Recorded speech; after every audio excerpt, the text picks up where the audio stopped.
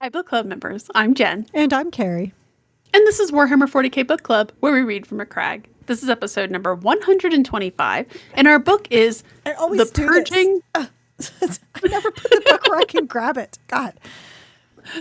Our book is The Purging of Kadillus by Gav Thorpe. I have It's to in say here. it real slow, or I butcher it.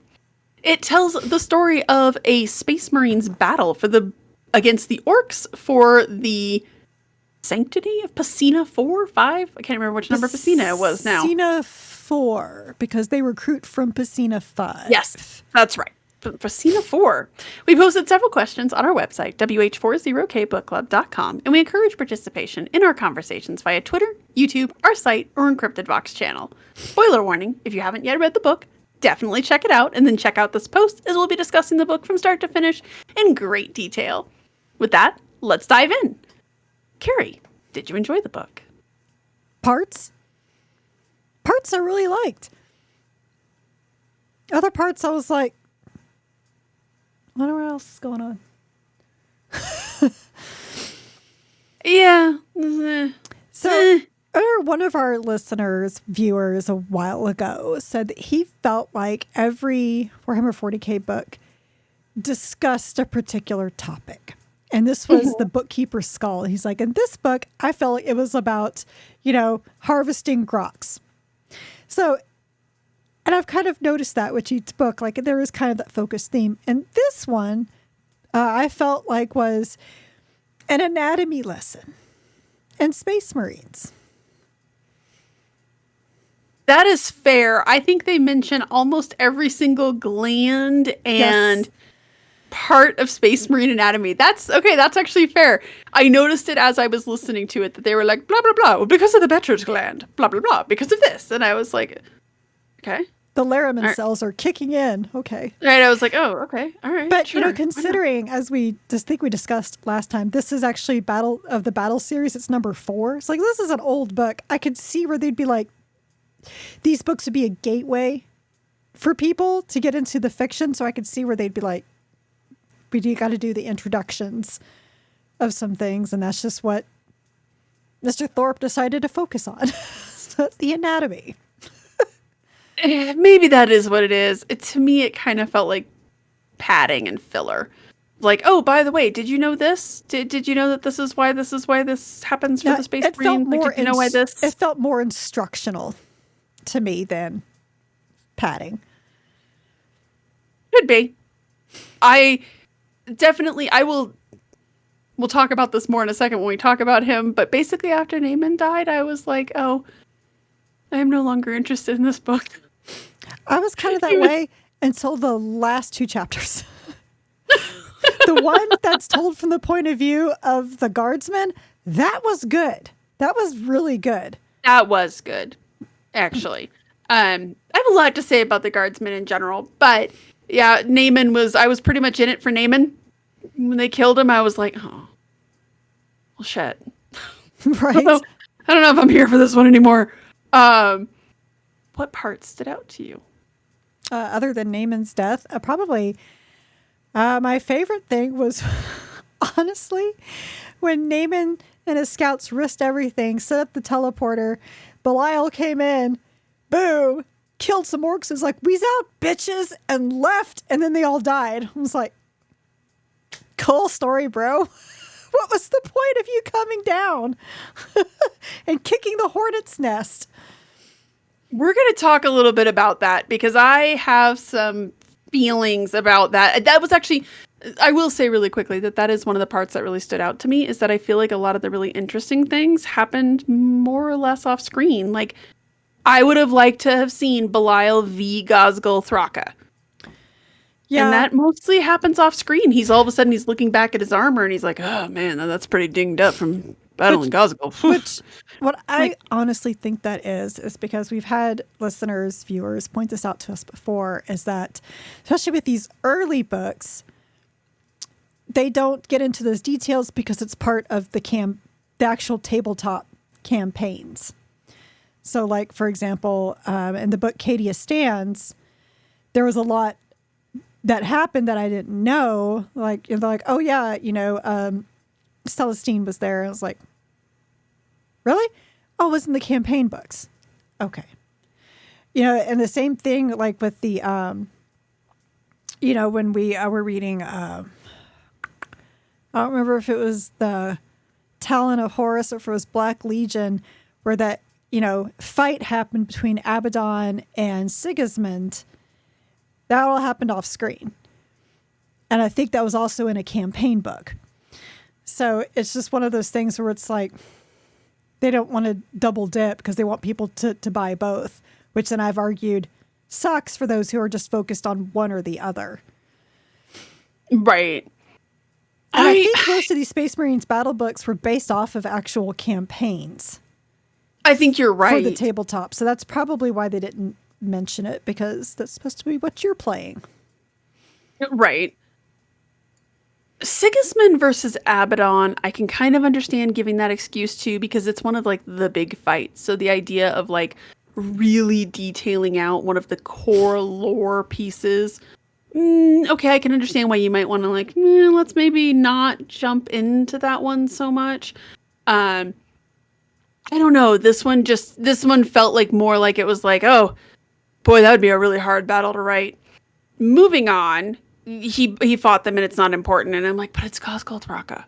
Like, he's one of the guys. And the fact that we never really see from him again. Which is honestly why I really do think it's because it's part of a campaign book. You could be right. But I will say that just as a person reading this book, just picking up this book and like, hey, 100%. This is something that's driven me crazy forever. No. And people have told me that, well, it's so that people who get both aren't inundated with the same story. I was like, but there's got to be plenty of people who just do one or the other and would like not to miss anything. Right. That's fair. And that was I think that's my biggest biggest complaint with this book is I understand there's probably a campaign book out there that talks about it, but I'm reading the book so I can get details. I remember what it was. It was about it. Oh my God. It was the I don't know if it was Sons of Rest or Legacy of the Wolfen. I think it's Legacy of the Wolfen, where there's this big battle. Like, it just kind of ends like a mic drop just as the Thousand Suns are coming. I'm like, what? What happens next? And people's like, oh, you have to get the campaign book to understand. I'm like, well, I don't want the campaign book. I want to know what happens next. And it's like, well, get the campaign book. Well, I did get the campaign book. And that's not even how you find out what happens, because you're supposed to play how it happens. So thanks a lot. But and that's it. This goes, and I don't want to fall too far down this rabbit hole, but this goes back to the quintessential thing about then why have the books? Because the books are supposed to give color to it, right? Right. And I'm sure you're probably right. There is something of like, well, oh, you want to know what happened between Belial and Ghazghkull Thraka? Go play the campaign. Go play and see what happens with it. But it would have been nice to have seen it from a book perspective. Like, so from a meta perspective, I get it. But from a book perspective, it's kind of lackluster because we do know who Ghazghkull Thraka is. Right. That felt like a little bit of a letdown. And I'll talk more about some of the other pieces about that felt like a letdown. The one thing that I found interesting, and we'll talk more about this with Boreas, but he had a throwaway, not really a throwaway line, but kind of a throwaway line, that I was like, oh, shit. Because he's an interrogator chaplain. So when he talks about like, well, I'm really good and I'm really smart and that's why they made me a chaplain and I have a very good heart and then they inducted me to be an interrogator chaplain and then I got to learn about all of the secrets of the Dark Angels and not gonna lie, kind of wish maybe I hadn't been so stalwart. Like when he goes down that interesting little, I think I would have preferred not knowing the truth about the Dark Angels. Like, oh, that's a very interesting observation that he would essentially, be like, can I just go back to not knowing the things? I found that interesting. I will say that a lot of the things, and we'll talk more about this with the human forces, but like, it did make me think of that Chris Wright book where I think it's the second or the third of his Space Wolves trilogy, when the Space Wolves are talking and one of them says that, we're awesome. Basically, like, we're fun and we're enjoyable. And he's like, you ask a guardsman, would you rather be in a foxhole with some stodgy Dark Angel or one of us? Yep. I thought this really did show them was the stodgy Dark Angels, which Yes. it was enjoyable, except for Naaman. Justice for Naaman. Here's the thing, you guys. Here's the thing. I have realized something. When I like a Dark Angel, that dude's gonna die. Every time. Every time. I'm like, yeah, this guy's not. Oh, never mind. He's dead. So the one thing I'll say about this book, what I think kind of hits home with it, is that, yes, they're very stodgy. And like, maybe the Dark Angels are only interesting from the views of an outsider, like that chapter with the guardsmen, or when the Fallen get involved. And they're just not interesting without any of that. I'm not going to say it. They're very serious. But, okay. And yet. So are the Ultramarines. And I find them more entertaining than these guys. I don't know how to say this. This felt like the worst of the Dark Angels on display. Like Boreas, like the absolute most serious minded of serious Dark Angels, right? Like at their most, I hesitate to say cartoonish, but at their flattest, I guess, is like they're very serious. They don't really know how to relate to people. Like a couple of them here and there could kind of relate to the human guardsmen, but like, I don't know. Everything I don't like about the Dark Angels, I felt like I was seeing on display here. Except that they were actually helping a planet. Well, me, I'm just like, well, nice to see that they can do actual things what they're supposed to be doing. I have to give credit where credit's due. I mean, it would have been interesting if a Fallen showed up on the planet and they would have been like, and about face. Sorry, guys. That's how the orcs got teleporter technology. The Fallen. No, that'd be funny. That would have been really funny. So, which is kind of disappointing because I'm never happy, Jen. I think I've learned this about myself because at the same time, every now and then I'm just like, why can't we have like the Dark Angels without the whole thing with the Fallen? Well, now I know why. Because they're boring.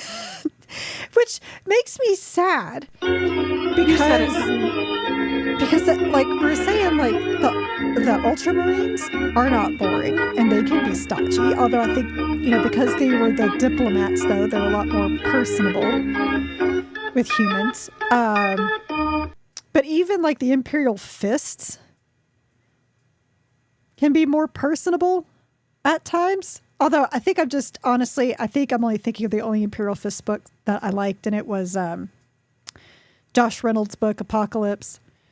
Now that I think about like the other one that we can never remember what it's, Fist of the Imperium. what it's about or anything. Maybe not, but yeah, and part of me is also like, did Gav Thorpe not know how to deal with the Dark Angels in a situation that was not the Fallen? Because to be fair, that's what he did. Because the first book was Angels of Darkness, which even though it comes after this, he wrote it a few years before. Yeah, so the funny thing about that is when it's like Boreas dies, and like, he's not dead. We already know how he dies. Because he even talks about interrogating Astalan. Which, Astalan. Thank you, audiobook. Now I know how to pronounce that name. Astalan. Well, that one just... That whole thing, I'm like, did you forget that is he dead there? But then he dies here? Like, what? Okay, no, is it a different... is it another Boreas? Right. Is it Boreas 2 Electric Boogaloo? I don't know. No, but like in Angels of Darkness, it's like, two things going on, right? It's the present day, and he's remembering his interrogation of Astalan. So, Correct. So he's just like, with Astalan, like I've had to deal with this, and I didn't like it.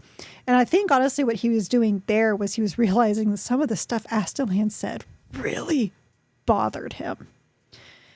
And knowing what I know now from the Horus Heresy, Astalan has a very different perspective of the heresy and of the Lion than any other Dark Angel of that time. Different from Luther, different from Zahariel, different from everybody because of how he was treated. So knowing all of that just makes it far more interesting. But again, that was the time they're mentioning the Fallen. With the battle campaigns, and there's like Naaman was actually I loved the chapters with Naaman. He's talking about, training the scouts, how to do that. But when we had like a Belial, oh my God. Belial, man, for somebody who's like this captain, I can only read so much about how you doubt yourself constantly and your mistakes and then your pride and blah, blah, blah. Let's transition into Belial. You were far more interesting when I fought you in Diablo 3. That's all I want to say. And that was a hard boss fight. Was he a good commander? Did he make good decisions? He did not make good decisions because he refused to understand, just because he couldn't comprehend what Naaman was saying. Therefore, that can't be true. And the whole time I'm listening to this, I'm just like, he's telling you, at the very least, about these power plants and everything, what they're doing. Orbital bombardment, man. Right there. Just tell them that you're coming, have them drop the homing beacon, and walk away and watch it. Very simple. But no. Oh, I can't. Are you kidding? You see what time it is? Like, I can't make it over there. Why? You too comfy on your ship? Like, I actually had a lot of problems with that in general. And this is one of the things narratively that I think I really didn't like about the book. And we can talk about this more with Naaman too. But with Belial, like, Naaman is like, something is not right over there. Okay, he's a veteran sergeant. Something is not right out east. We need to go out east. Nope, we're not going out east. Please, no. Please, no. I'm just going to do it. Okay, but just go like 10 feet. So he goes out, and then he comes back. Okay, there's still more something out east, right? Like, how many times was he like, I need to go east? No, I'm going to. No, I'm going to. Okay, but just go like 20 feet. Goes out, and then he comes back. And then he goes out, and he comes back. And at what point, Belial, do you listen to this sergeant who, like, after the first time, he's like, okay, we went a little further east and something's not right out there. Like, I found a little proof. Oh, okay, good. You're done. You're done.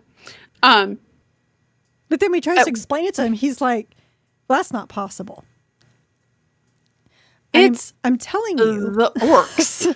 What I am seeing.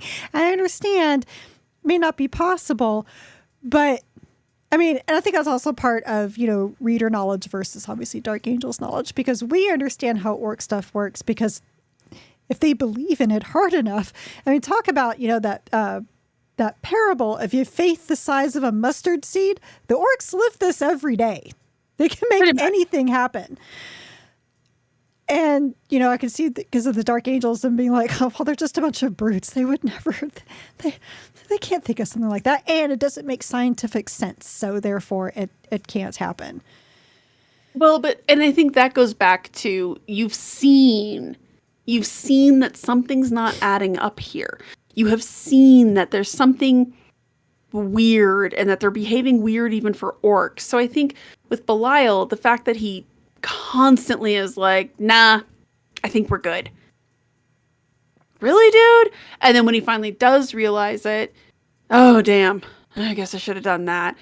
I really did not like there's the scene with the librarian where he basically I don't remember what the librarian says to him, but he's just like, is this why Asriel sent you here? Is it here because he doesn't think I'm very good? And I'm like, whoa, buddy, stop projecting on the poor librarian. Which it made me very happy when the librarian was like, my friend, you're projecting. And then, Azatlan loves you and he thinks you're brilliant and he thinks you're amazing. And I'm like, has he read this book? Because I feel like if he had read this book, he wouldn't have, he might be questioning some stuff, right? In Azrael's defense, he was too busy leaving the front door open for Luther to escape. You know what? Fair. We've all made mistakes. Right. We let the big bad out of the basement. Whoops. Oopsie poopsie. Did you giggle, though, at that one guy whose name was Luthor? Because I was like, Lex? Well, and I'm like, all I could think of is when they introduced Luthor, I was like, can't let a good name die, huh? Like, well, okay, he's sure, not Luther. Luther's an asshole. He's not Luther. Luthor. He's Luthor.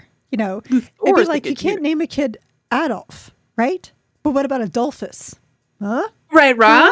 Huh? Right? Yeah. Um, yeah. Yeah, that when they had the character named Luthor, I was like, is there also a Luthar and a Luthor? Luthier. Exactly. Spelled with 2 Y's. Right. Luthor. Like, where are we going with this one? Yeah, that was really kind of funny to me. And it also, I was like, so here's the thing. Either they were like, you can't let a good name die. I mean, it's a good name. Or it was one of those, this is a good name, right? And everyone's like, were there any other famous Luthers in the Dark Angels? Like, I guess that's true, guys. because only the Deathwing would know, right? So So can you just imagine the Deathwing being like, why the fuck did we let him be named Luthor? Like, this is weird. Anyways, I'm with you that there was a lot of like, oh, I got a lot of self-doubt and stuff. And look, I get it. They're human. And Uriel Ventress. Okay, you know what? Let's juxtapose this against Uriel Ventress. and I did that a lot, and I hated myself for it. But, you know, I compared this a lot to Uriel Ventress's stories. yeah. This wasn't even good Boulder porn for me. Like I said earlier, it's like, you know, even the Ultramarines, like, there's, and that hurts me as a Dark Angels fan, right? For me to be sitting here and being like, you know what, when the Fallen aren't involved and they aren't being all shady and shit, they're not that interesting. That sucks. You know, I understand they're supposed to be like these big Arthurian knights. So yes, you have this whole thing of the chivalry and yes, the stodginess. But to quote you, do you have to bore the shit out of me while doing it? It was a very slow book, and you were a little bit ahead of me in it. And I remember texting you being like, oh man, this is a slow book. I was like halfway through, and you were like, oh, I have 2 chapters left. And yeah, it's pretty slow. This is not lean well.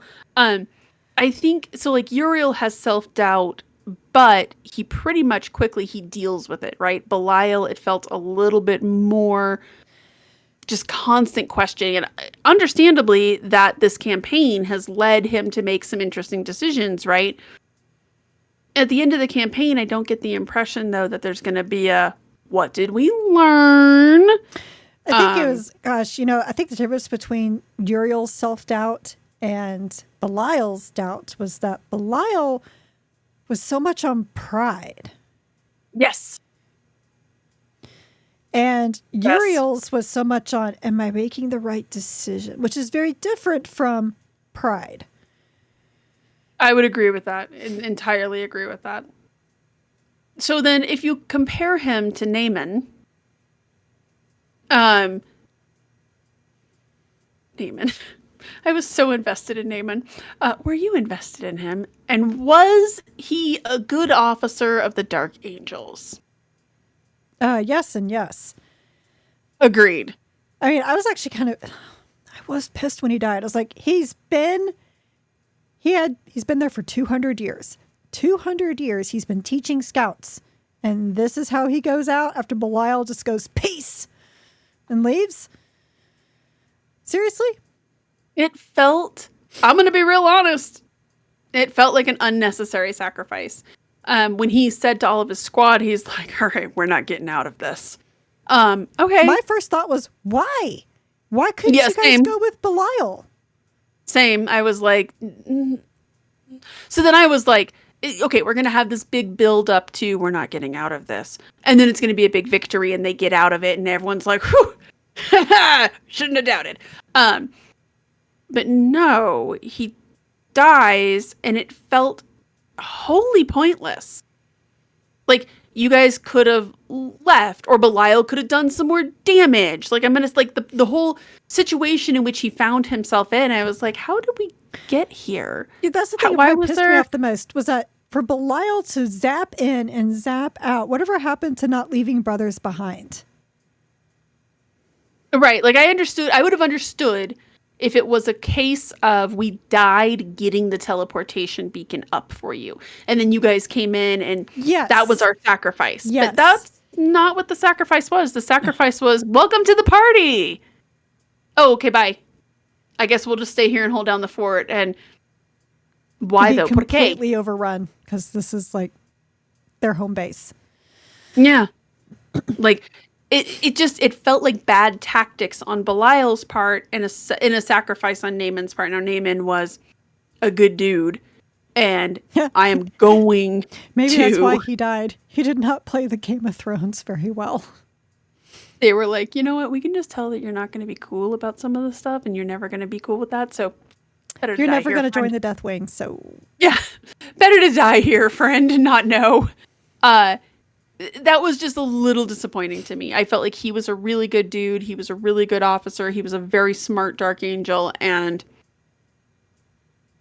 it felt like, it really did feel like Gav Thorpe was like, I have to kill someone to get an emotional reaction out of people, so it's going to be Naaman. And it was kind of a pointless sacrifice.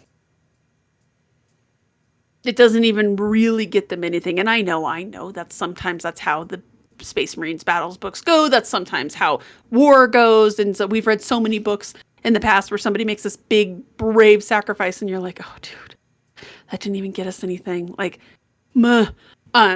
This just felt about it, like a plot device. But it's kind of realistic in a way, right? I mean, not every sacrifice is going to mean something in war. Right. This just felt like a plot device.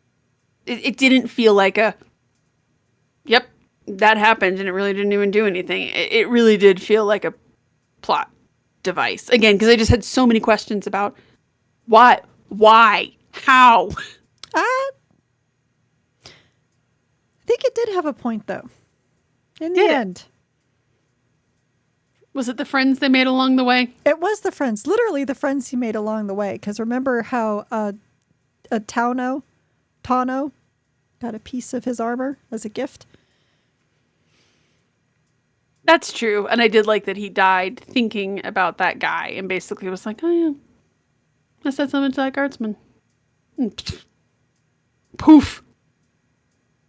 Let's bounce over then to Boreas, because these are our three like really big Dark Angels that we follow around. Did you like Boreas? Did you like his worldview? I thought, I found some of his, like you were saying earlier, some of his insights interesting about, like, maybe it would be better if I was just, ignorance is bliss type of thing. I think she would have liked that to have been explored just a little bit more. I mean, obviously we can do a bunch of inference on our own as people who are familiar with the Dark Angels. The fact that he would have said something like that, especially since it was on the heels of him thinking about the guy who was super like, oh man, like this is my home, and like, which something to say about that too in a second. But when he kind of is looking at him like, he's loyal to the Dark Angels. Or is he? Pulled a total Keith Morrison there. Oh man, I totally forgot about that guy.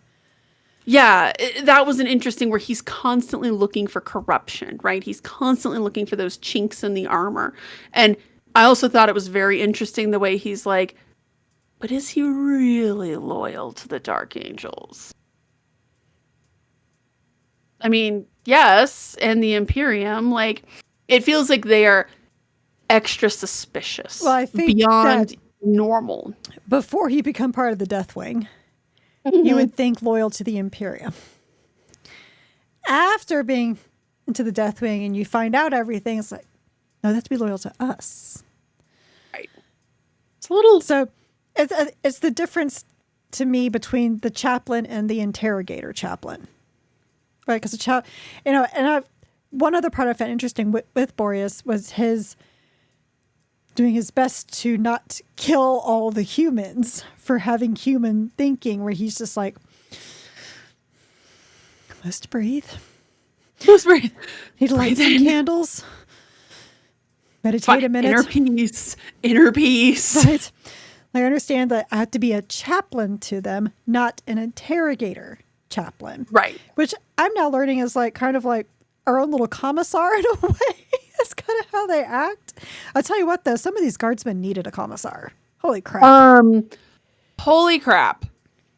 Yeah, that's all I could think about is like the whole time when they were talking about like running away, or in that early scene when they ran away, I was like they left Boreas to die. And Boreas... This is why you have commissars.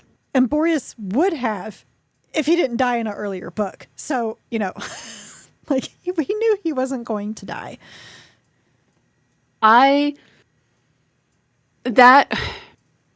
think, yeah, my first thought, that whole scene was, this is why you have commissars. If you don't have commissars, people run amok. Mm-hmm. Same thing with kindergarten teachers.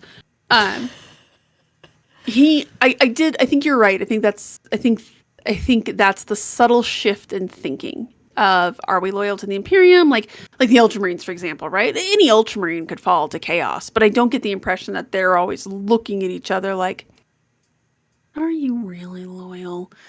The Dark Angels, especially the Interrogator Chaplains, the Deathwing, they have that extra layer of...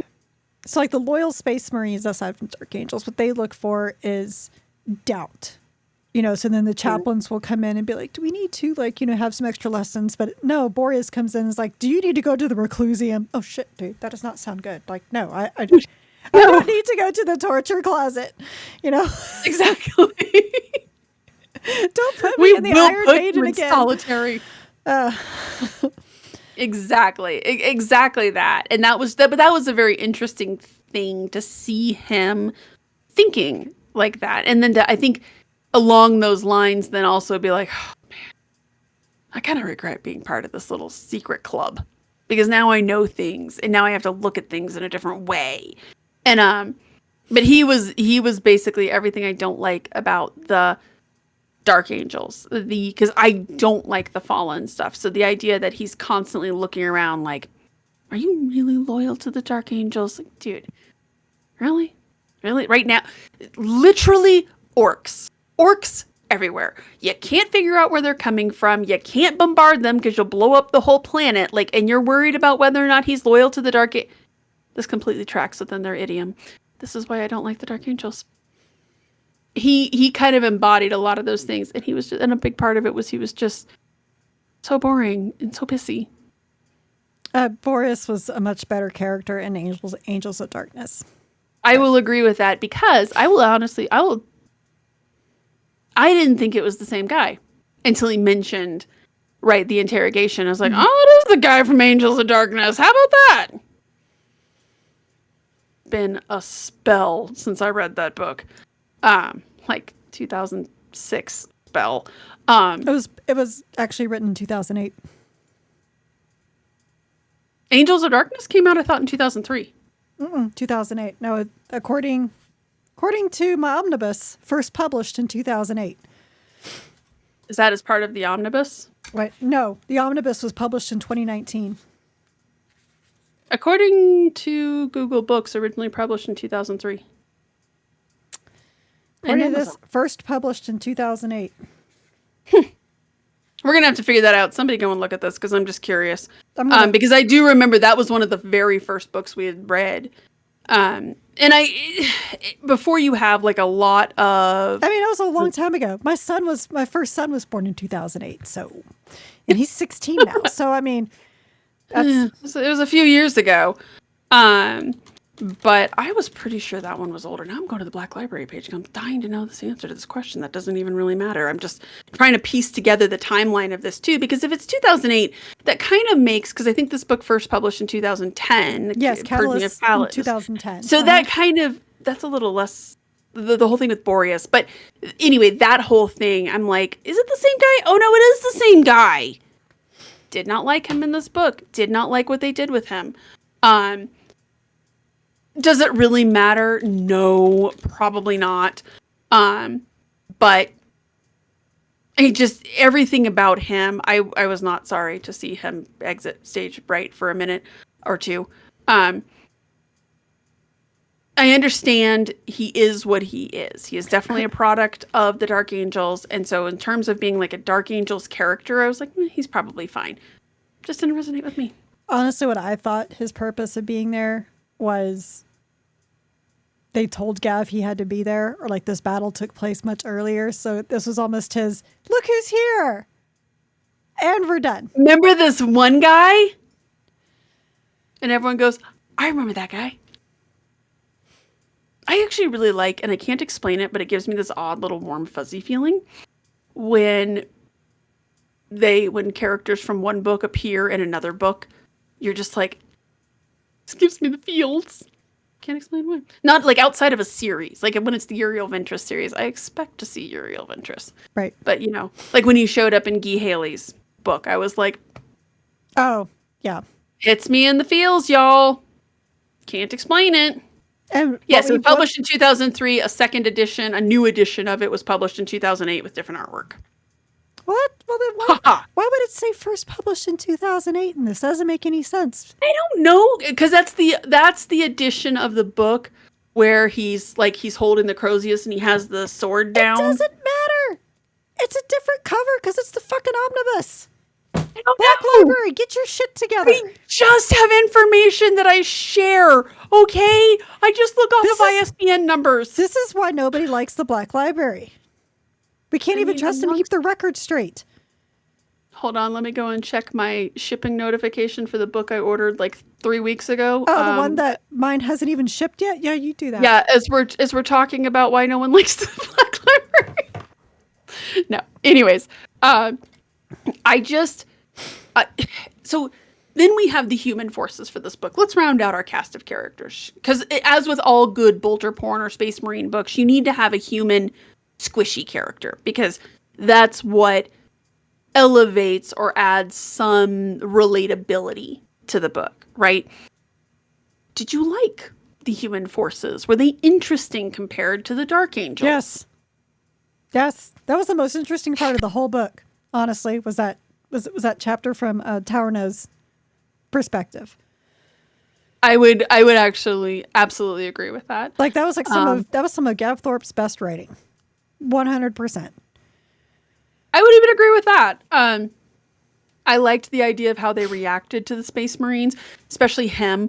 I liked the way he... They can't hear me. I like how he's like, shh, shh, I think they can. I think they can. And he comes over and it's just like, yeah, no, they get better armor. They can just leave. Isn't that what you said? I was actually really proud of that guy when he's just like, it's true. I was like, good on you, buddy. Good on you. You're facing down a 7-foot tall murder machine and you're like, yeah, I stand by what I said. I said what I said. I love it how he breaks it down. Well, let me explain to you why our stuff is better. I was like, oh, okay. Yeah. We're all getting a lesson here today. I know that. So not anatomy, but that was actually, I really did like that breakdown. And I absolutely agree with you. That's some of his best writing, especially in that scene when he's like, one of my bullets is the same time and effort it costs to make your gun. So why should you have that? Why should we just give that to anyone? Along those lines, which then just made it like 10 times sweeter when Taurno got the bolter. Picks it up both hands. Right. It's like there's 5 rounds left. Make them count. Okay. I like the way he just hands it to him. He's like, I don't have a gun. Now you do. Like, okay. It's like if you had to go somewhere and you didn't have a car and someone's like, take the monster truck. Right. Okay. Just merge onto 25 with a monster truck. They just give you a Bigfoot. There's an 80s. Right. There's an 80s reference for you. Yeah, I do like that one. That was one of the other things in here that I think was another really fine piece of writing is when they're talking about the human forces. And I can't remember his name right now, but the guy who's from Pacina, when he says, he's like, my grandfather was the greatest warrior of our tribe. My father was the greatest warrior of our tribe. I was becoming the greatest warrior of our tribe. And that's when the Dark Angels came.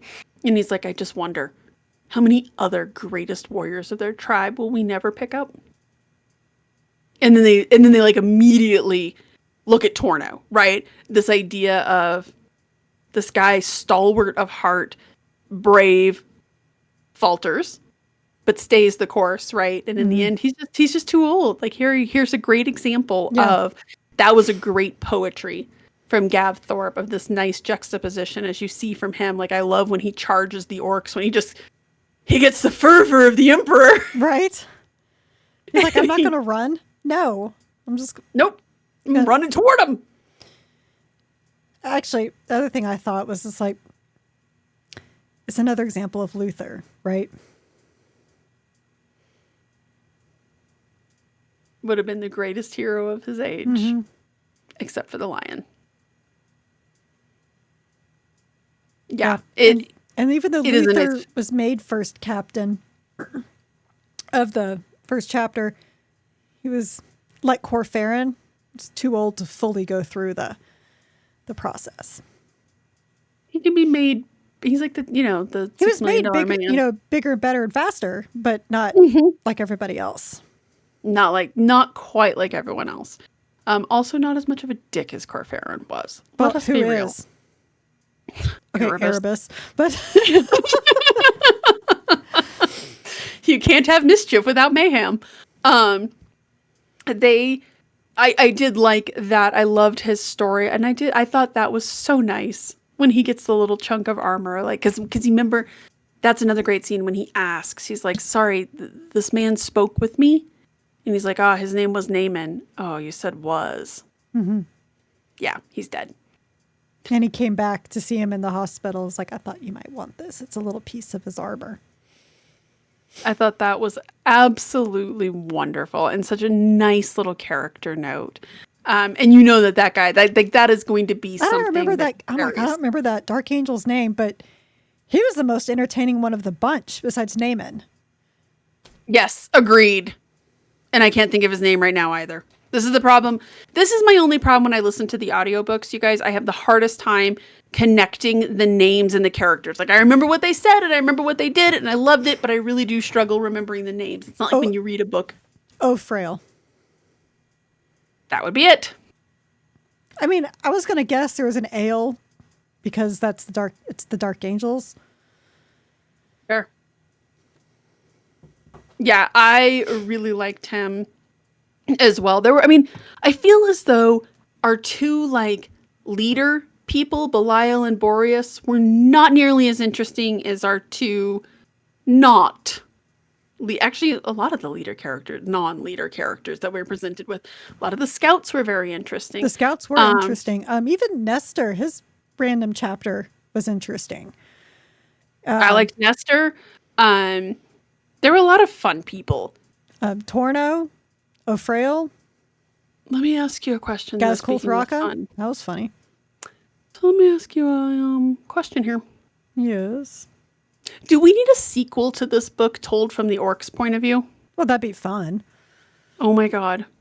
Here's one of the things about the book that kind of flustered me a little bit is because we've read so many wonderful books told from the orcs' point of view, there were so many scenes where I was like, oh, you know exactly what's going on in this scene, right? Like when the two Gretchen are fighting over the gun.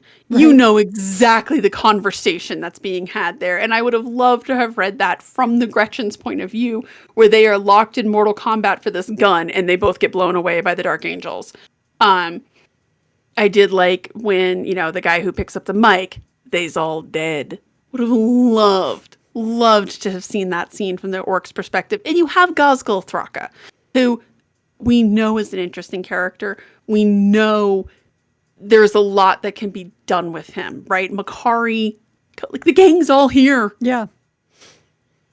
I really would love somebody to write the Purging of Kadillus, but maybe I don't know, the battle for Kadillus, teleporting onto Kadillus, hunting and killing on Kadillus. I would love that with the orcs.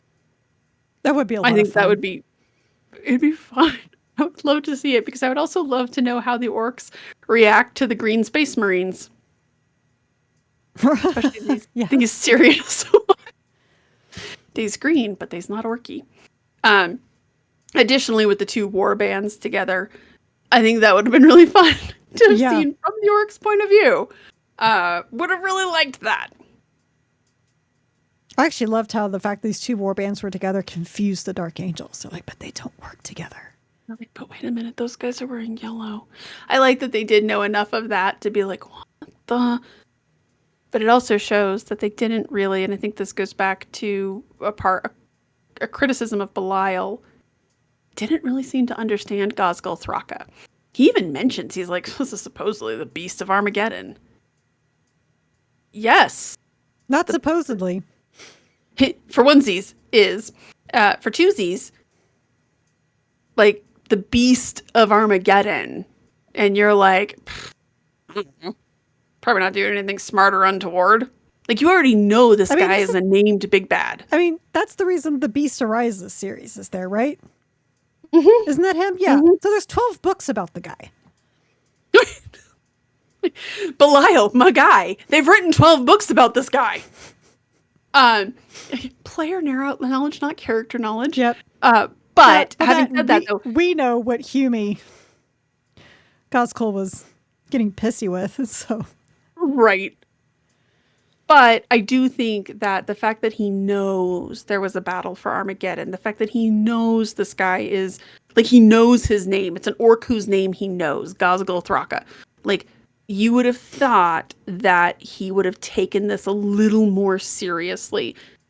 There's multiple war bands. We can't see a ship from where they're coming. Like, okay, yeah, this guy's a little smarter than the average bear.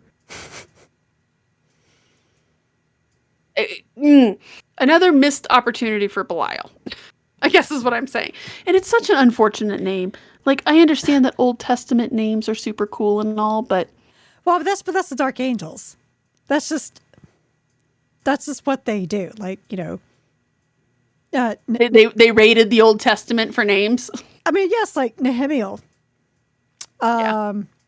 Azrael. Oh my God. Well, Azrael's a demon. Then you got Isn't Belial too? Yes, Belial's also a demon. Naaman was a Sumerian king who was overthrown in the Old Testament. So, you know, just, you know. It helps to have some Old Testament knowledge. Who Not knew? a Sumerian king. He overthrew the Sumerians, but then he was actually turned to the dark side of the Force, and God abandoned him, and then he was killed. So, you know, they're tragic people from the Bible. Yes, this is absolutely true. Nobody's named Gabriel. You know, not after one of the angels, but no, we got Belial and Azrael, because sure. To be fair, cooler names for science fiction. It is true, but I mean, at this point, where's Mephistopheles? That'd be cool. That one was just a little too. They were like, little too I don't know about that one. A little too on the nose on that one.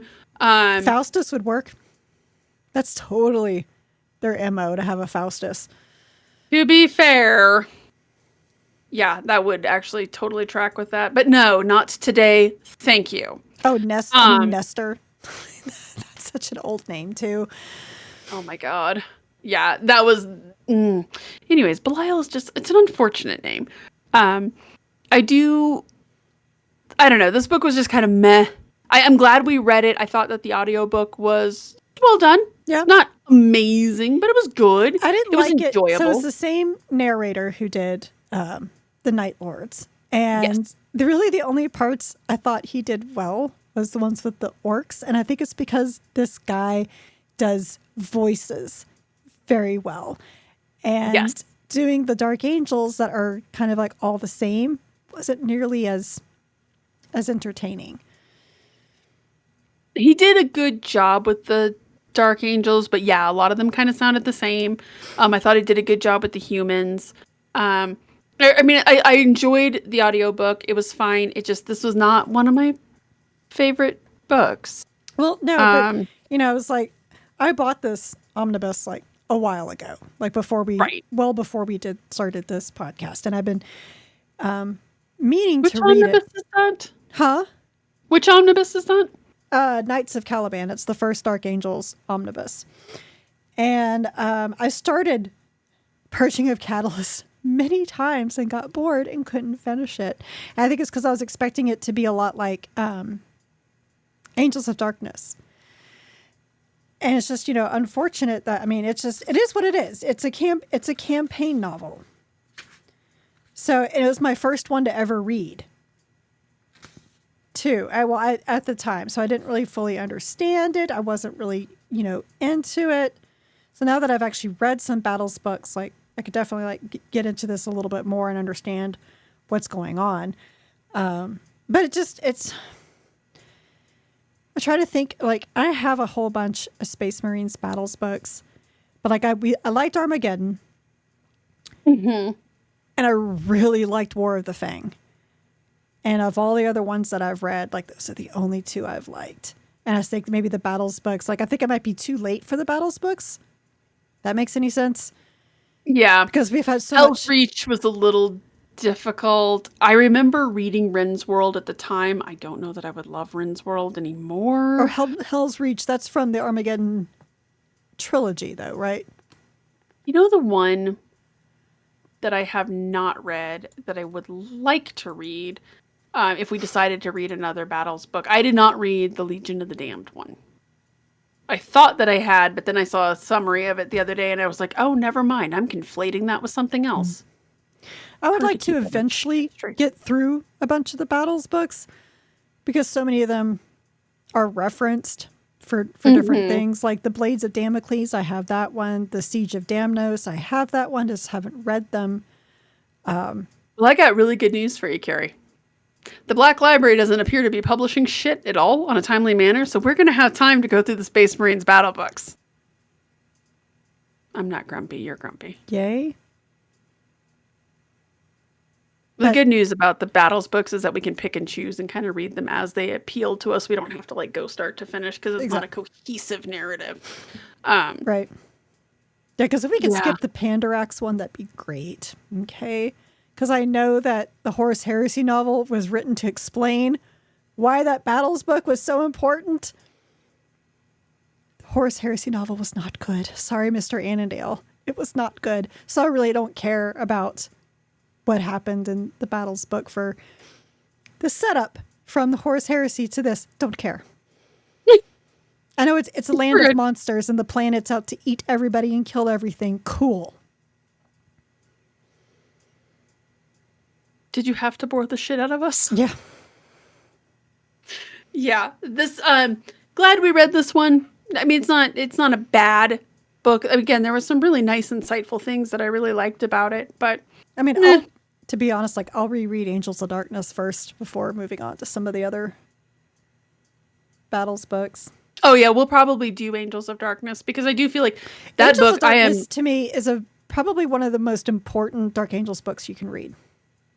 It has been at least 16, maybe 17 or 18 years since I read that book. I would like to go back and reread it. I want to say that was one of like the first 6 or 7 books that we read. Mm-hmm. So wasn't super deep into the Warhammer 40k knowledge and lore. So I think going back and rereading it would actually be very interesting at this point. To be like, oh, some of this is a little bit more, it's clicking a little bit more. Would happily go back and reread that one as part of this. Is because now, again, we do need something since we finished out the Night Lords. Now we need something else for the Wayback Machine to balance that out. So maybe that's going to become the Dark Angels. Please let us know if there are other books from the Wayback Machine or Space Marine battle books that you think we really should read. Speaking of going into the Wayback Machine, our next book is the second book in the Salamander series. Pull out my omnibus here. Yep. Get your arm working. Mm-hmm. Doing a good curl on that one. Yep. It's Fire Drake, right? Fire Drake. Fire Drake, the second book of the Salamanders. Hot damn. Yes, we will be reading that one. Ha! I am really proud of myself for that one, actually. That was a good one, actually. Unintentional pun. I wish I was that clever, y'all. I wish I could claim and be like, look what I did there. Anyways, we will be reading Fire Drake next as we continue to go into the Wayback Machine and hope that our latest Krieg novel comes. That'd be nice if that actually came in while we're reading this, because my God, man, like I'm scared at the end of the year to look at, for our end of the year awards and see like what new books even released this year that we read, because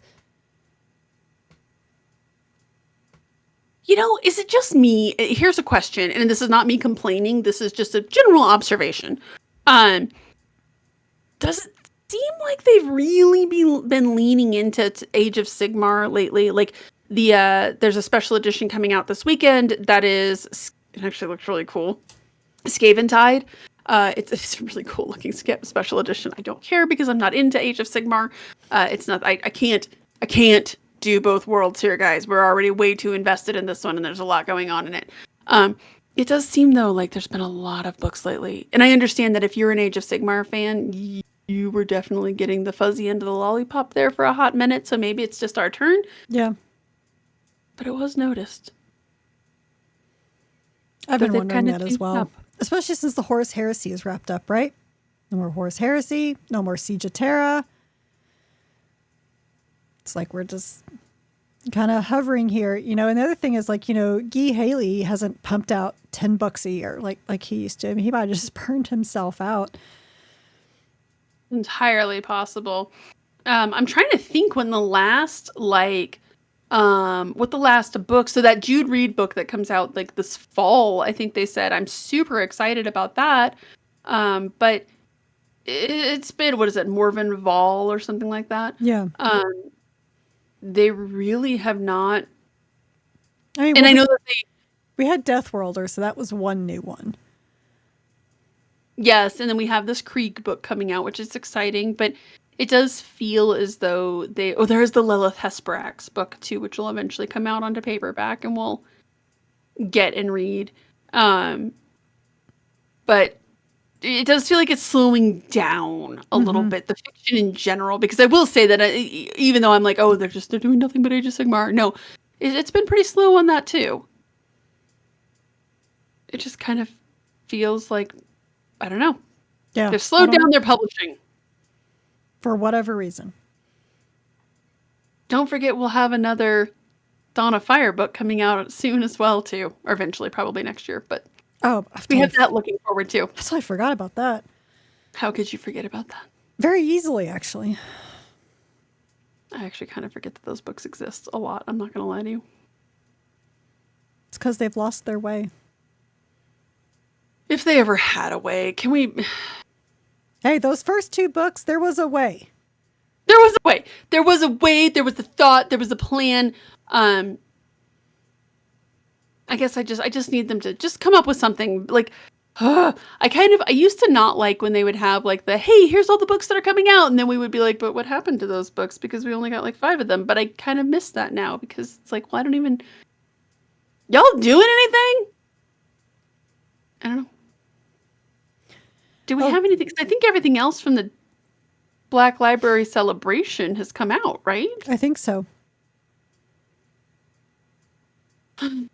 Yep. Anyways, do you want to take us out, Karen? With that, like, happy note, so. But you've listened to the Warhammer 40k Book Club episode regarding the Purging of Kadillus. Kadillus. No, yeah, Kadillus. Kadillus. Because it's like Caliban. Kadillus. I'm so glad it wasn't Kadillus. I have to say that. Kadillus by Gav Thorpe. So be sure to join us next time for Firedrake by Nick Kine. We are an unofficial book club and not affiliated with the Black Library or any of its affiliates. You can find both the vidcast and podcast on our website, WH40kbookclub.com. If you like this episode, please like, subscribe, give a review, and all those things to the vidcast on YouTube or the podcast on anywhere you get podcasts. Come join our Discord. We have fun discussions there, and people often share what they're painting. It's really kind of cool to look at all of it. And we post funny memes sometimes.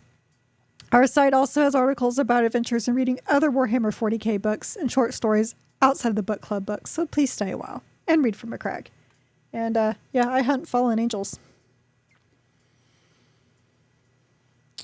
It's always fun when I bring this cup around my family because my mom, she's just like, "Aw, that's cool," because she thinks it's like I'm hunting demons. Like, yes, that's what I do, Mom. I hunt demons. Sometimes you got to make the parents happy. It's true. It's true. I can't even argue with that one. Get you some chartreuse that's shining like the beacon of Gondor. That's right. Back the beacon there. of Gondor is lit. It is. I even miss the Necrons at this point. Good night, everybody. No. Oh, God, no.